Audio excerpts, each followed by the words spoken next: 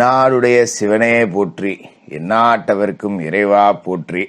நேயர்கள் எல்லாருக்கும் வணக்கம். இந்த வீடியோவில் 2025 வருடத்திற்குண்டான ஜூலை மாத ராசி பலன்கள் அப்படிங்கிறது தான் நாம் பார்க்க போகிறோம். விசுவாவசு வருடம் ஆனி மாதம் 17ஆம் தேதி முருகப்பெருமானுக்கு உரிய செவ்வாய்க்கிழமையில மிதுன லக்கணத்தில் திருவோண நட்சத்திரம், பெருமாளோட நட்சத்திரமான திருவோண நட்சத்திரத்தில் இந்த ஜூலை மாதம் அப்படிங்கிறது பிறக்குது. இந்த மாதத்துக்கு உண்டான கிரக நிலைகள் அப்படிங்கிறத நாம் துல்லியமாக பார்க்கணும். அப்போ தான் இந்த மாதத்தில் நீங்கள் என்ன செய்யலாம், என்ன செய்யக்கூடாது, உங்களோட எண்ணங்கள், உங்களோட நோக்கம், குறிக்கோள்லாம் நிறைவேறுமா அப்படிங்கிறத சரியாக கணிக்க முடியும். அதாவது கிரகங்களோட ராஜா சூரியன் மிதுன ராசியில் இருக்கார். 17ஆம் தேதி கடகராசிக்கு போகிறார். செவ்வாய் சிம்ம ராசியில் இருக்கார். புதன் கடகராசியில் இருக்காரு. 17ஆம் தேதி வக்கரகதியாகி மிதுன ராசிக்கு வரார். புதனோட வக்கரம் அப்படிங்கிறது ரொம்ப அவசியமா பார்க்கப்பட வேண்டிய ஒண்ணு. அதோட சுக்கிர பகவான் ரிஷபராசியில் ஆட்சியில் இருக்காரு. 26ஆம் தேதி மிதுன ராசிக்கு போய் குருவோட இணைகிறார். தேவகுருவும் அசுரகுருவும் ஒன்னா பயணிக்க போறாங்க. குரு பகவான் மிதுனத்திலையும் சனி பகவான் மீனத்திலையும் ராகு கும்பராசிலையும் கேது சிம்ம ராசிலையும் இருக்காங்க. இதுதான் இந்த மாசத்துக்கு உண்டான கிரக நிலைகள். இது உங்களுக்கு என்னென்ன சாதக பலன்களை கொடுக்க போகுது, எந்தெந்த விஷயங்கள்ல நாம எச்சரிக்கையா இருக்கணும் அப்படிங்கிறத பார்ப்போம். விருச்சிகராசி நேயர்களே, உங்களுக்கு இந்த ஜூலை மாசம் எப்படி இருக்கு அப்படின்னு பாத்தீங்கன்னா ரொம்ப ஒரு நல்ல மாசம். எதனால அப்படி சொல்றோம் அப்படின்னா, உங்களோட ராசியை பொறுத்த வரைக்கும் அஷ்டமத்துல குரு மாட்டிக்கிட்டார். 10 ரூபா கூட பணப்புழக்கம் அப்படிங்கிறதே இல்லை. ரொம்ப காசு கஷ்டப்படுறேன்னு ஜோசியரை இப்போ நீங்கள் அதே தான் திரும்ப திரும்ப சொல்லி காட்டுறீங்களே ஒழிய, நீங்கள் சொல்கிற கெட்டதெல்லாம் நடக்குது, நல்லது ஏதாவது நடக்குமான்னு மட்டும் சொல்லுங்கள். இது கெடுதல் நடக்கும் அப்படின்னு சொன்னீங்கன்னா எனக்கு முதலாம் நடந்து போகுது, நல்லது நடக்கும்னு சொன்னீங்கன்னா கூட அது மெதுவாக நடக்குது, இல்லாட்டி நடக்க மாட்டேங்குது. ஆனால் கெட்டது நடக்கும்னு சொன்னீங்கன்னா அப்படிதான் நடக்குது. அதனால கெட்டதை சொல்லாதீங்க ஜோசியரை அப்படிங்கிற மாதிரியான ஆட்கள் தான் விருச்சிக ராசிக்காரர்கள். ஏன்னா அவ்வளோ கஷ்டம். குரு சரியில்லாத இடத்துல போய் உட்காந்து மாட்டிக்கிட்டு படாத அவஸ்தை அப்படிங்கிறத கொடுத்துக்கிட்டு இருக்காரு. ஆனால் செலவுக்கு மட்டும் பஞ்சம் கிடையாது. வருமானம் வருதோ இல்லையோ செலவு வந்துகிட்டே இருக்கு ஜோசியரை. மாசம் ஆனா 10,000 கடன் இருக்கு, அதை அடைச்சிடணும் எப்படியா இந்த மாசத்துல அப்படின்னு நாம ஒரு கணக்கு போட்டோம்னா இன்னும் 10,000 கடன் வந்துருது. அப்ப 20,000 சேர்த்துதான் இருக்கு. இப்படியே போயிட்டு இருந்தா நான் எப்பதான் கடனை அடைச்சி கௌரவத்தோட வாழ்றது போறது? இதான் விருச்சிக ராசியில பிறந்தது ஒரு பாவமா, நாங்க வேற என்ன பாவம் பண்ணோம் போனோம் வந்தோம் அப்படின்னு புலம்பக்கூடிய இடத்துலதான் விருச்சிக ராசிக்காரர்களோட வாழ்க்கை அப்படிங்கிறது இப்ப இருக்கு.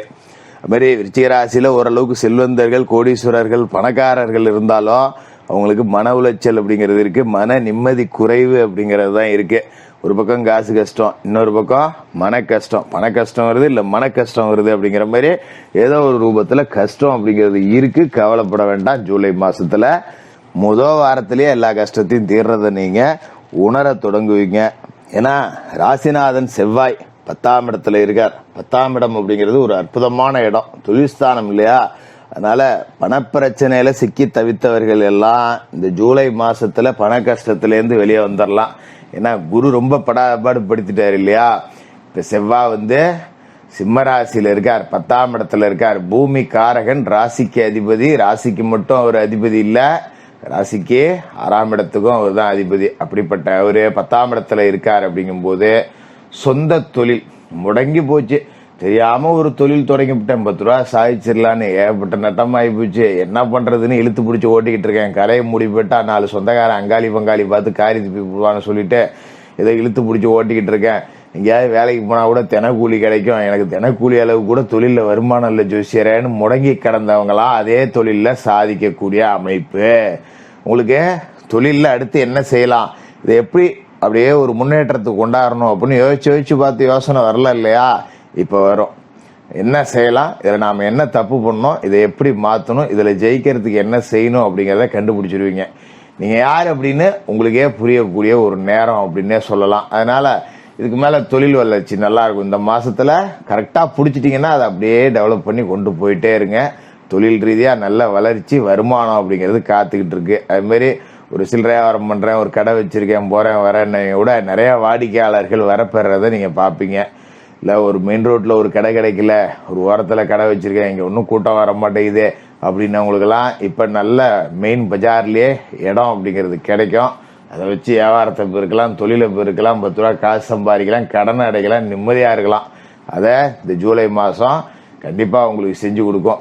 முக்கியமான விஷயம் என்ன அப்படின்னு பார்த்தீங்கன்னா, உங்களோட ராசியை பொறுத்த வரைக்கும் 5ஆம் இடத்துல சனி இருக்காரு இல்லையா? அதாவது கெஞ்சினாலும் கிடைக்காத பஞ்சம சனி அப்படிங்கிறவர். இந்த 5ல் சனி இருக்காரு அப்படின்னா குலதெய்வ பிரார்த்தனை இருந்ததுன்னா மட்டும்தான் நல்லது நடக்கும். அதனால கூடுமான வரைக்கும் குலதெய்வ பிரார்த்தனை செய்யுங்க. தினமும் குளிச்சு முழுவிட்டு குலதெய்வத்தை வணங்கிட்டு உங்களோட வேலைகளை தொடங்குனீங்கன்னா சனி பகவானோட பரிபூர்ண அருள் உங்களுக்கு கிடைச்சி வாழ்க்கை நல்லா இருக்கும். இல்லை குலதெய்வத்தையும் மறந்துட்டேன், போறதே இல்லை, வர்றதே இல்லைங்கிறவங்களாம் கொஞ்சம் மாத்திக்கிட்டீங்கன்னா வாழ்க்கை நல்லா இருக்கும். முன்கூட்டியே சொல்லிடுறேன். குலதெய்வம் தெரியாதவங்க இஷ்ட தெய்வம் எல்லை தெய்வத்தை வணங்கலாம். இது மாதிரி முன்னோர்களுக்கு செய்ய வேண்டிய தர்ப்பணங்களை முறையா செய்யணும். ஒரு அமாவாசை பௌர்ணமி நாள்ல நல்லா குளிச்சு முழுவிட்டு மாமிசம் சாப்பிடாம அவர்களை நினைச்சு மனசார ஒரு கற்பூரத்தை ஏற்றிட்டு ஒரு பாலகளை வச்சு சாமியை கும்பிட்டுட்டு அதன் பிறகு ஏதோ ஒரு ஏழைகளுக்கு அன்னதானம் பண்ணிட்டு அப்புறமா நீங்க சாப்பிடுங்க. நிச்சயமா வாழ்க்கை அப்படிங்கிறது ரொம்ப நல்லா இருக்கும். அதே மாதிரி இந்த மாசத்துல முக்கியமான விஷயம் என்ன அப்படின்னு பாத்தீங்கன்னா, உங்களோட ராசிக்கு அஷ்டமத்துல போய் குரு மாட்டிக்கிட்டார் அப்படின்னாலும் கூட 7ஆம் இடத்துல சுக்கிரன் இந்த மாசம் முழுக்க பெரும்பகுதி அப்படிங்கிறவரு இருக்க போறாரு. அப்ப 7ல் சுக்கிரன் இருக்காரு அப்படின்னா ஆட்சியில உட்கார்ந்து இருக்கார். இந்த கலைத்துறை சார்ந்து வேலை செய்யக்கூடியவர்களுக்கு கூட்டாளிகளால நன்மை அப்படிங்கிறது கிடைக்கும். ஒரு வாய்ப்பு தேடி அலைஞ்சிட்டு இருக்கேன் அப்படின்னா உங்களோட சக ஊழியர்கள் இல்ல சக கலைஞர்கள் ஒரு இடத்துல வேலை செஞ்சா உங்க கூட வேலை செய்யற சக ஊழியர்களால உங்களுக்கு நல்லது நடக்கும். உங்களை பத்தி மேல்மட்ட அதிகாரிகள்கிட்ட எடுத்து பேசுவாங்க. சார் அவன் நல்லா வேலை செய்யறான், அதை பார்த்து கஷ்டப்படுறான், போட்டு கொடுங்க சார் அப்படின்னு. கூட வேலை செய்யறவங்க கூட இருக்கக்கூடிய நண்பர்களால உங்களுக்கு லாபம் அப்படிங்கிறது நல்லா இருக்கு. நமக்கு ஒரு கஷ்ட நஷ்டம் அப்படின்னாலும் கூட உதவுறதுக்கு நண்பர்கள் இருக்காங்கடா, பரவாயில்ல நான் பொழைச்சிக்குவேன் அப்படிங்கிற அளவுக்கு நல்ல நண்பர்களை இந்த மாசத்துல நீங்க சந்திப்பீங்க.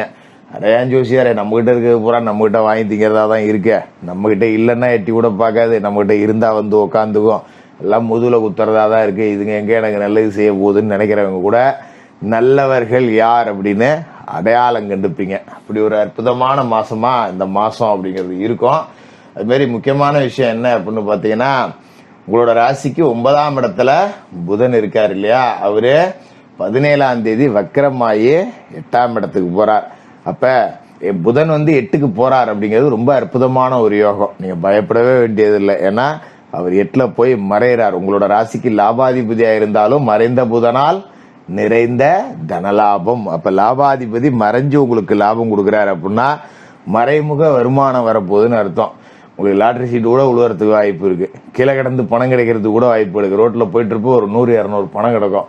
அந்த மாதிரி பணம் கிடைக்கிறதுக்கு கூட 17ஆம் தேதிக்கு மேல வாய்ப்பு இருக்கு. திடீர் ப்ரமோஷன், விபரீத ராஜயோகம் அப்படிங்கிறது இத.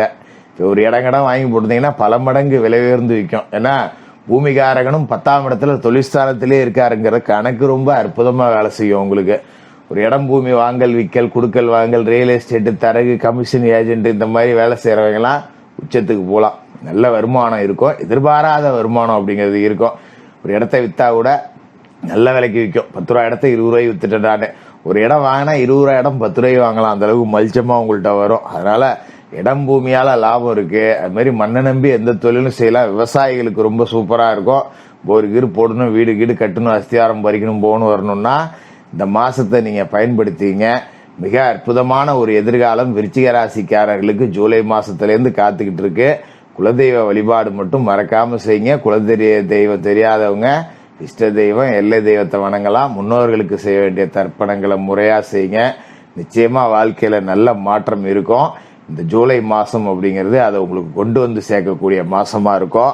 விருச்சிக ராசிக்காரர்களுக்கு வாழ்த்துக்கள்.